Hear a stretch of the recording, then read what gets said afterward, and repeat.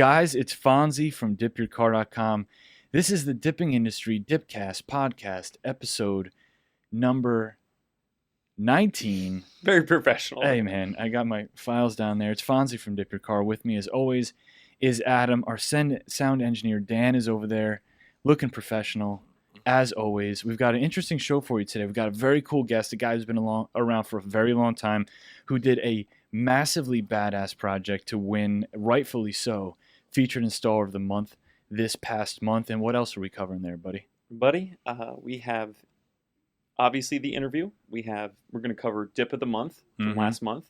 We're going to talk a little bit about a couple topics that we had sent in from some emails. And then we're going to cover some UPS shipping stuff. And lastly, our game show giveaway. New version of the DYC DipCast game show, which we're going to switch it up all the time. Every single episode, we're going to try and make it a little different, or we'll shuffle back and forth between a couple different formats, just to A, keep it fresh, and B, to give as many people a chance to win stuff as possible. But for right now, we have a very talented man on the line. Esteban, are you there? I'm here, man. How you doing, bro? Doing well. This is a guy, now, you've been around the dipping industry for a long time. You were a member of the DYC forums from way back, right? Oh, yeah. Probably early 12, right? Yeah. 13.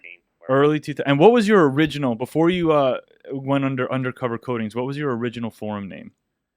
Cheap Mods. It's a long-standing one for me. Yeah. I always like to do things myself, and that's really kind of how that one come about. Yeah. And he's been around forever, man. I mean, one of those old school group guys with Ricky and Melissa and a bunch of other people. Now, you're running Undercover Coatings in Louisiana. Right. You've been there for a while. You've been churning out some very interesting stuff. We've reached out to you for some field testing. You've been a very core member, a participant in some stuff that DYC does in the community. And you, my friend, put out a badass Martini Livery 994 or 944 turbo dip on this Porsche. So there's going to be pictures for people to look at as we talk through this. But when you look at this, the first thing that jumps out, it's coming out of everybody's mouth is there's no way that's dip. And one of the reasons they say that is because they know how much work would have gone into this. Well, at least the people that know how to dip. So give me an idea, first of all, where this concept or this theme came from for you. Well, this concept and theme's kind of been in the works for a really long time. Being an older 944, I kind of wanted to keep it with kind of Porsche historic themes, so to speak. So when I first started dipping, I wanted to kind of go with like the GT3 RS themes because they were like really bright, like monster green and black, and koi orange was really nice. And before I moved on to the next one, that's kind of around the time the Aliens came out, and so I really wanted to be like the first one with GT22, but they beat me by a few hours, unfortunately. Said, hey, whatever. So then after that, I was like, let me go back and try to figure out what exactly I can do, because by that time in the game, I kind of, had the talent and kind of really knew what I was doing a lot better. And I thought about doing like the Flying Lizard theme because my car is Guards Red. And I thought that would be kind of pretty easy to kind of have just the two color theme going on. But shied away from that a little bit. Thought about the Golf Livery, but 304 had already done that one. Plus the light blue, I thought would kind of make the car look a little dated. And obviously the Martini's just a classy looking theme. I really liked what it would kind of turn heads, but it would still look classy, and it kind of had the best of both worlds in that one. That's really why I settled on that. Yeah. And when I'll give you an example. When you just talked about that Flying Lizard Porsche theme, if you remember, we did a Flying Lizard theme on a 996 turbo, I think. Exactly. And we did a little video on that. And the guy who owns that car owns 8 GT3s. He's a GT3 Porsche fanatic. I mean, the guy's completely obsessed. And he saw your picture, and I barely ever talked to this guy. I mean, I work with him through some business stuff, but he's not the type of guy to send me a text message and say, dude, I saw this dip, it blew me away. Never. He called me and was like, what the F is going on with that car? Who did that? How did he do it? Can he do it on my car? Can you fly him down? I mean, he was completely bugging out. So Secret weapon dip, huh? dude, I'm telling you, you got under the skin of some Porsche enthusiasts for sure. Nice. Now, Yeah. The big thing about it was I wanted something that was gonna pop, but something that kind of challenged me a little bit as well. And like with the Flying Lizard concept of having the red show through, I really wanted something like that, and that fit the bill. The hardest part was really just getting started. You know, I stared at the car for a long time and trying to figure out how it was gonna work. You know, Martini kind of has a ton of ways you can do it, and I kind of went back and forth with a few different ideas. But the really most challenging part was those rear arches, how they flare out a good bit. So the you go up the side of the car, and then it lays flat on top of the fender. So to make it look right from all angles kind of took a little while. And once I finally got that taped off, I was like, okay, I'm just going to leave it and up. And that's what I did first. I masked off the entire car, masked off the red areas that you see, and then I sprayed the entire car white. And then went from there and just started building. Okay, so then, just so people can follow along, they're going to be staring at this and just kind of shaking their heads at how you did it. The car's stock red. So any of the red that you see is stock OEM red paint, correct? Yes, but okay. At the end, I did everything over with matte clear. Okay. Satin. So that's why the red OEM paint doesn't clash with the rest of the car as far as having a different. Okay, perfect on the finish. I just needed the red to really kind of give me a guide to start with things, Mm-hmm. and then so I taped off the red areas, and then I sprayed the entire car white. And then after I did that, I left the red mask, and then I masked off what you can see is the dark blue area, that whole wide section up, between the white and the red. And I sprayed light blue, which kind of sounds backwards, but I sprayed the light blue in that entire area. And then I went back and used some, I think it's 1/2-inch pinstriping tape, and masked off what you can see now as the light blue. And I sprayed dark blue over everything in that area. And obviously, there are some logos on there. You just laid the vinyl logos right on top, right where they need to be.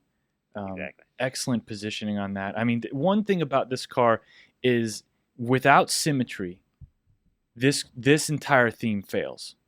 Right. This car, if you're going to go down that road, if the symmetry is not on point, the theme fails. You can't have that stripe down the middle be heavier weighted to one side or the other. You can't have the stripes kind of coming down on one side straight and the other ones are going wavy. You can't have one side of the car look one way in a picture and then the other side of the car the other way. It's a gamble. It was a heck of a chunk that you bit off to chew down, and it's just awesome to see somebody just really take a hold and grab a project that's this in depth and just knock it right out of the park. I love seeing stuff like that. No, it's a lot of talent. One of the hardest parts was trying to decide if I wanted to go with a stencil to kind of make, guide where I was going to go, or if I wanted to kind of freehand it. And after I laid out the red section, I felt the easiest way was just going to be to freehand it, because trying to use stencils to really mirror each side was going to be such a headache that it wound up being a little better to freehand it, so to speak. So you did matte clear over the entire car or just over the red? Over the entire car. I wanted to kind of smooth out those transitions between all the striping. And I laid it a little bit heavier on the red sections just to make sure I can smooth that all out. And then once I got a few layers of matte clear on it to build some thickness, that's when I went over with about 2 coats of a satin mix. And the vinyls are under or over the matte clear?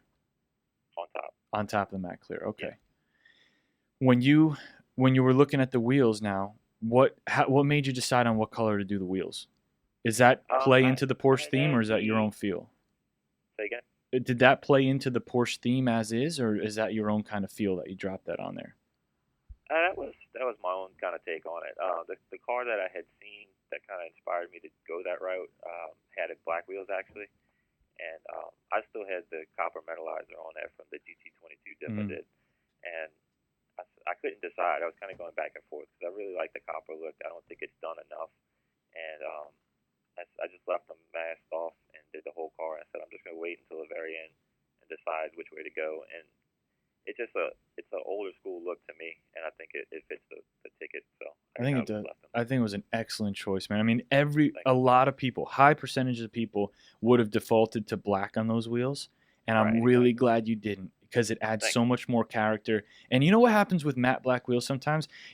Especially with a car that has that much going on in the body, is that you lose the wheels. It almost looks like the car's just kind of floating in Right, four that's gaping exactly what I was holes. worried about. No, man, I think you knocked it out of the park with that copper as well. Appreciate it. Yeah, I mean, now this is obviously an eye catcher. I talk about this all the time. You know, when Jeff Long did his dripping car theme, and when you're doing something like this, one of the best things you can do when you're owning a business that specializes in a service like this is make people's heads turn as they pass you, or vice versa. How long do you keep, or you think you're going to keep this on there? Honestly, I'm probably gonna keep this till October. They have Nola Speed and Style coming to New Orleans. Same guys that do Solo. So I love it that much that I think I'll probably keep it till October. It earned it, I think. I think this one earned longevity, man. It's just one of those things you're gonna go to peel it probably a couple of times and just kind of scratch your head and be like, you know what? I'll leave it a couple more weeks. I did that with the koi actually. I like the koi a lot on Yeah. it, and I was like, I can't peel it. I'm just gonna put gold pearl over it, and that's what I did. So Yeah. I left it for actually I 2 months, remember. just to hold on to it. And I see you did a nice little shout out to our boy Wes with Liquid Wrap Nation there on the fenders. Oh yeah, he helped me out with the decal. So Yeah, definitely very cool. I love that guy. Well, I mean, unbelievable job, dude. Very, very high craftsmanship. Everything from the spraying to laying down, the creativity was really well done. I think it's not only well deserving of featured monthly installer, but definitely a candidate for Dip of the Year as well. Unbelievable. Thank you very much, man. Now, if you're listening and you're in the Louisiana area, you can get a hold of Esteban. He does an excellent job, not only applying liquid wrap dip to your car, but he does hydrographics as well and a couple other specialty things. You can give him a call at 504-535-7596, undercovercoatings.com. He's on Facebook as well and Instagram. He's all over the place, been around for a while. Very good guy, very trusted guy in the industry. So if you're in the area and you want to get your car dipped, this is an excellent place to go. Thank you very much for participating and joining us, man. We're really proud of that project. Thank you very much. All right, brother. I'll talk to you very soon. Alrighty. Esteban would probably agree, you know, after all that hard work that, you know, you miss 100% of the shots that you don't take. Good dude. Good dude. You're just going to try and weasel that in. Hey, every that time it chance you worked. can That get. time it worked. How long did you have that in the holster? I wrote it down. I was just waiting. Oh, well, good for you. Timing is everything. You didn't give the Michael Scott Wayne Gretzky thing, though. No, I didn't. Well, this time I owned it. Yes, you did. Well done. All right. Now we got to cover the very interesting dip of the month. Right. And kind of just talk through that. This was... Trevor. Yep. Hold on, I'm getting my show sheet. Okay. Which you give me for a reason. I'm clicking on it anyway. This is the Graffiti GTI by Trevor. This one is one of those ones where he did. I think he won Dip of the Month. This is his second win. Yeah. Because he goes outside of the box. Sometimes a crisp, clean, really well sprayed, simple job, one solid pearl is going to take it. Mm-hmm. Sometimes it's something that is a little bit more out of the box, a little bit more creative. And I think he's got that niche dialed down really well. So This is his graffiti-themed GTI. It's nuts, man. I mean, you do something like this on a car. Here's the deal. If you want to spray paint and do graffiti on your GTI, on your car, whatever it is, you've got two options, really. You can either do it and it's permanent and you're stuck with it for the rest of your life, which was pretty much everyone's option before 2011. Mm-hmm. Or essentially you can dip it and do whatever you want, go completely crazy, and then peel it off when you're done. I saw Jesse K had some autographs on his car. Yeah. He had some people signing that like a broken leg cast. And, you know, at the end of the day, people are going to look at this car. You know, that's one of the things I love. People will look at this car and what percentage, a very high percentage of people are going to look at that as he drives by and go, what the heck did he do? He's going to live with that forever. That GTI is going to be tattooed for the rest of its life. No. I mean, a lot of this, just what I love about a project like this is it shows the freedom of dipping. Right. It just shows that you can do whatever you want. You can do bright pink. You can do bright purple. You can do balloon white. You can do graffiti all over your car. You can make it neon yellow, whatever you want. And then whenever you're done with it, You peel it off and you go back to the way that it was. As long as it was applied properly, you're going to have the ability to do this over and over and over again. Now, I'm not a graffiti guy necessarily by trade. I do respect the artwork that goes into it. We should probably reach out to him and give us a little bit more of a breakdown, maybe some process pics and stuff like that. But this was a very cool project, very unique. And a lot of people actually reached out to us. There's a small group of people that this really strikes a chord with. It's funny because I know you got several calls. Brad got a bunch of emails of people saying, hey, man, give me some more details about that graffiti car. How did he do it? What's the process? Is there clear over the graffiti when you're done? Or do you just do like a spray paint, or do you just use the PD aerosols on top? What kind of nozzles did he use? This definitely struck a chord with a lot of people because there is a group of graffiti artists out there. Dan being one of them. Love Dan's tag. Yeah, he tags everywhere. But there's this group of graffiti artists out there. And what were their media? Like, what could they have done? Sides of buildings, or what? I don't mean to be cliche, but trains, trucks. I mean, what do you graffiti? Other than if you want to do like a canvas and show some artwork off. As many people as there are that are graffiti artists out there, what do they want to do? They want to express themselves. Mm-hmm. They want to show their talent. They want to show their art. If they realize that they can now do this on their vehicle and be a driving billboard for their own artwork and their own talent, I think that's why this kind of got under the skin of a lot of people in a good way. And we had so many people reaching out saying, hey, can you give me more info on this? So very cool win for Dip of the Month. Trevor should be very proud of himself. Not a lot of people win Dip of the Month twice ever, right. Let alone I think in the last 12 months or so. So very cool job. And I think he's going to be continuing to push the envelope, right. Because he did the shark mouth. I was going to say the patina shark, yep. Which was badass. And then he comes out with this. I think he's going to keep going. I don't think he's going to hang up his spray gloves anytime soon, if he does wear spray gloves. Which pretty big assumption there. Hey, it is what it is. Take a guy like that, he could do whatever he wants pretty much. All right, what do we got next? All right, next we're going to actually cover a topic that we get calls about a lot and emails and things of that nature about shipping and the timeline and the price points and things of that nature. So what, somebody complained about shipping? Not complained. Actually, a gentleman emailed me and I went up, he kind of threw it out a couple weeks ago about how this could be a topic that we could talk about on the DipCast. And instead of emailing him back, I gave him a call and I just went through the whole process of what the timeline looks like in our shipping department, what the timeline looks for UPS and why it takes so long, and who makes those decisions, and who makes the decisions on how much to charge and why those charges are built in. Well, I mean, we can make it really simple from A to Z.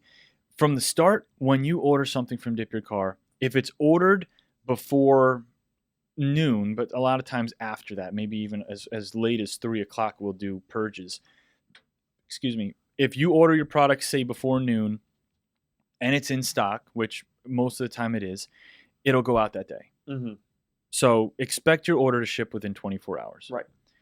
Once it ships, the charges that you pay and that we pay are auto-calculated from UPS.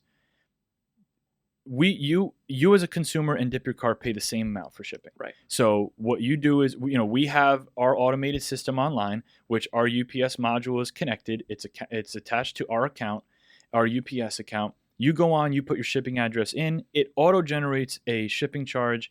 That's what we're charged.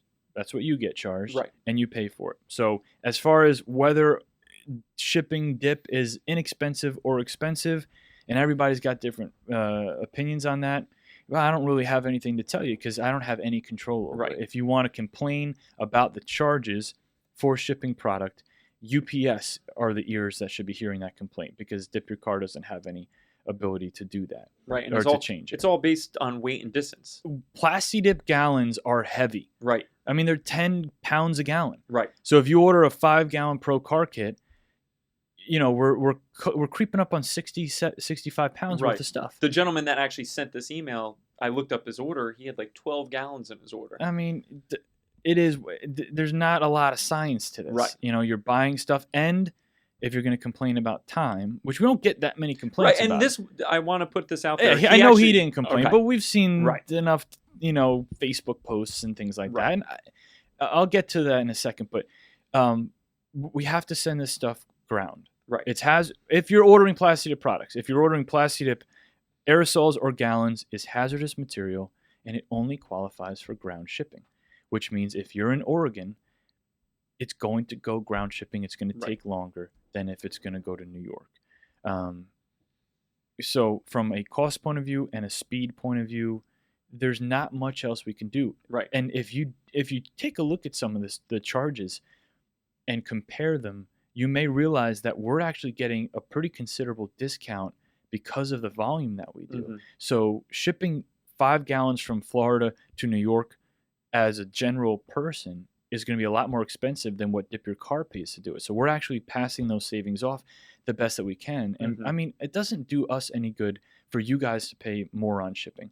The less amount of shipping that you pay, the more apt you are to make purchases and get more stuff, the better it is for everybody. Shipping is not a profit generator for DipYourCar.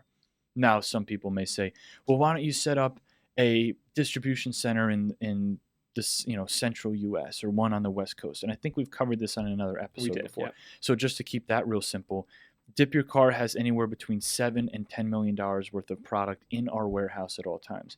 Meaning if we're going to open a distribution center in the West Coast and say that center was going to handle even 40 or 50% of our orders, that place would have to have anywhere between $4 to $5 million worth of product. And to take on that type of a project and build that kind of a relationship is a big freaking deal. Will we do it in the future? Probably. Will we send Dan out to California and let him run it? Probably not. But what we're going to do is just kind of set everything up the best way we can and grow incrementally so we don't try to spread ourselves too thin. Right. And what was the other part of that? Well, I just wanted to kind of jump in real quick, and you had talked about things going out within 24 hours. The only caveat to that is Fridays. So if you order something Friday... Well, UPS doesn't make pickups on Saturday. Right. Well, there's a lot of people that expect to see movement during the weekend as well, and that just doesn't happen. Let's put everything under one umbrella for a second. Everything we just talked about, whether it's lack of patience for shipping time, whether it's I want my stuff now, or shipping is a little bit more expensive than I thought. All of that comes and summarizes into one thing, that people are excited to get the stuff that we're giving them. I love hearing why is it taking so long? Because there's a human emotion tied to that. Right. If you order something online, like I have a baby coming, right? And I was asked to order baby hangers for baby clothes. I can just see you shopping for this. Dan, did you ask him to do that? I mean, I'm surprised that you did it. Well, I mean, I'm not going to ignore it. So I was asked can we get baby hangers for the baby clothes? I'm like, dude, we're not having a baby till July. Whatever, we want to be prepared. I'm like, fine. I go online. I place an order for baby hangers. I haven't even thought of the word baby hangers until right now. And that was like 4 days ago. I don't know, what I paid for shipping on them. I don't know when they're supposed to be here. And honestly, I'm not super worried about it. That's not true. Before the show aired, you said, oh my God, when are those baby hangers getting here? I don't want people thinking about dip like I think about baby hangers. If I was really excited about baby hangers coming, I would be watching the product. I'd be tracking it from UPS. I'd be calling the company. Where is it? Why is it taking so long? If I order something that I'm excited about, I am like that. I will call the company, or I will email and say, when should I expect my package? Can I make sure I get a tracking number on it if I didn't get it right away? And I absolutely will track that at least once a day to see where it is. So the fact that people are relentlessly asking, where's my stuff and how long is it going to take, is a very healthy sign that we're giving them something that generates some emotion. Absolutely. Okay. What do we got next? Okay, next we are going to just take a couple of topics from emails that we received. First, Willie wants to know, is your whole repertoire of clothing, is it revolve around sneakers, basketball shorts, and t-shirts? Obviously, Willie, he owns a polo. I mean, he's going to pop that collar right there. Cool breeze. So what is he asking? So he's asking, do you own any non-t-shirt, basketball short, sneaker apparel? Okay. Well, yeah, I kind of do, but what obviously, a lot of people know this. Before I started Dip Your Car, I was in the corporate world, which meant shirts, ties, sport jackets, slacks, and dress shoes, which I'm not a big fan of. It's not my style. When I started Dip Your Car, I was broken free from those chains. Did you throw all those out? I didn't, Oh, okay. thankfully. You never know when you're going to need them. That's true. And I felt that rush of freedom, and I loved coming to work every day in a t-shirt and basketball shorts.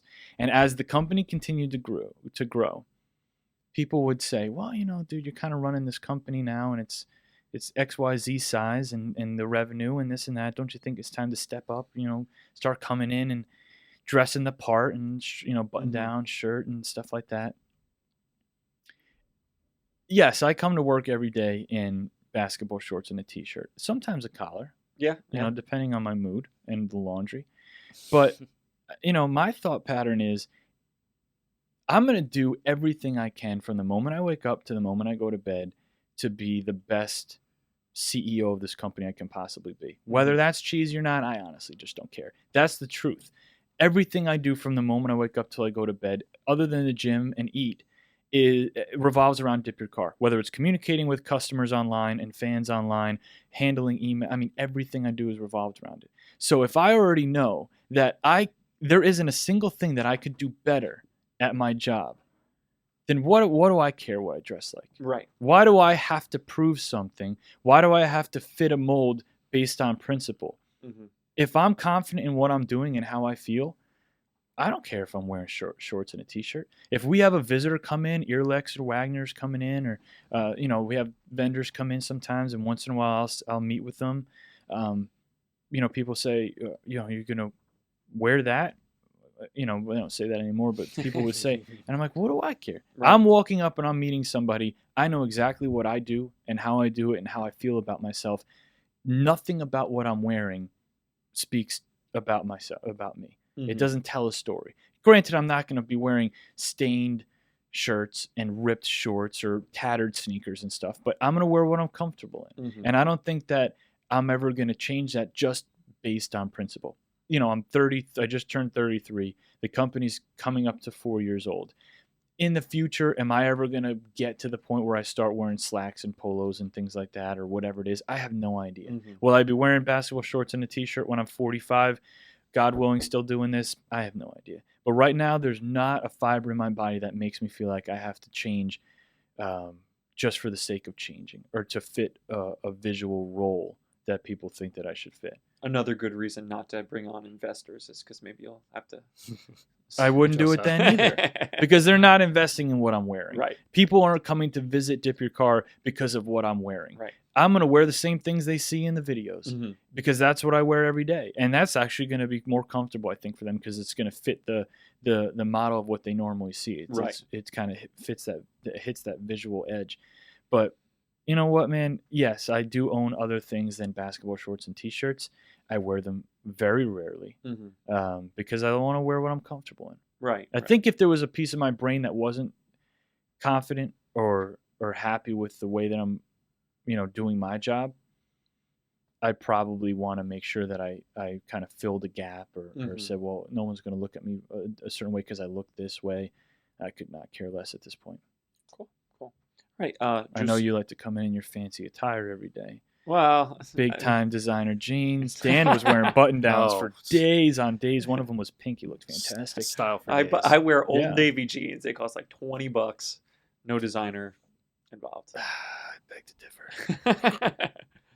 All right. So Josu actually sent in a question about one of our more recent videos, how we did the kind of a remake of a video that we did earlier where we did a 50-50 blend of Glossfire Matte Clear, sprayed a car with a pearl. Recently, we did the remix of it where we mix it with the Dip Pearl top coat. He wants to know all those older videos where we used the 50-50 blend or just the matte clear. Are we going to do all those videos over again with the Dip Pearl top coat? Because we still do have a lot of pearls out there that we haven't actually sprayed at all. We're not going to remake all of them. I promise you that. There are a couple that I would love to redo, and they just What they would be just your top kill one? me. One of the ones that's stuck in my head forever is Flash. Flash Chameleon You have drives said me that. crazy. You have said that. I mean, the Mustang looked great, but doing the Mustang in Flash Mhm. with the DYC top coat, I think would be a whole nother meatball. But I just think that it would be unbelievable. And there are a couple other ones that kind of run my head a little bit. I'll be watching, scrolling through our Dip Your Car video channel, and I'm like, oh man, I wish we could redo that Mhm. one. And we have so many videos stacked up in queue now. We're supposed to do the Mustang at the end of this week with a beautiful blue pearl, and then we have the Ferrari coming up with a Right. custom color shift pearl that we had never done before, and then another one after that. And I'm really hoping that we can revisit some of these, but they have to be pearls that people want to see too. Right. That Iris Violet on the A4 told a story. The question is, how many times do we have to tell that story? Mhm. If we don't have to tell it very much and people get the point, there's not a lot of reason to redo videos or pearls that we've already done. Now, granted, like you said, there's pearls that we still haven't even shown yet. Right. So I'd rather attack those. But Right. something like Flash, don't be surprised if you see another Flash video come around. All right, cool. And I think that kind of transitions to the last portion of the show, which has Our new recently game. become our favorite part of the show. Yeah, so last week we did the DipCast trivia. Right. We had somebody call in, 3 questions. They won a gloss wheel kit. We were going to kind of shuffle in between a couple different things every week just to make sure a lot of different people get a chance to win some free stuff. So Right. what our intent is to give away a handful of free DYC t-shirts. And what we did was we set it up on the dipping Facebook groups, Dip Your Car community and a couple other ones. And we basically allowed people to email into you, adam@dipyourcar.com. And I think email number 5, number 10, 15, 20, and 25 we're all going to get a free DYC t-shirt. And we got slaughtered. hundreds. Slaughtered. So we're just going to bump it up to 8, I think. Okay. 7? 1, 2, 3, 4, 5, 6, 7. All right, bump it to 8. I was gonna say I'll Bump throw it in to an 8. 8. So we're going to, instead of 5, we're going to give away 8 free t-shirts. So Adam's going to read off your name right now. If your name is called and announced, email back adam@dipyourcar.com. I'll send him out an email. We will send you out an email. Or should I wait? Ding. No, you know what? No. You have to email You have me. to email You in. have to email me. You have to email in. Get there. All right. So first winner is Allison Alley. And I'm probably going to write these somewhere. We'll edit them in somewhere. All right. Right over your face. Ricky Usen, Greg Letty, Mhm. and I'm sorry if I butcher any of these names. You will. Kyle Nickerson, Yep. Travis Williams, Joseph Rief, Lori Linneberry, Yep. and Ton Murphy. Boom. That was 8? That was 8. Okay. So if your name was just announced, email adam@dipyourcar.com.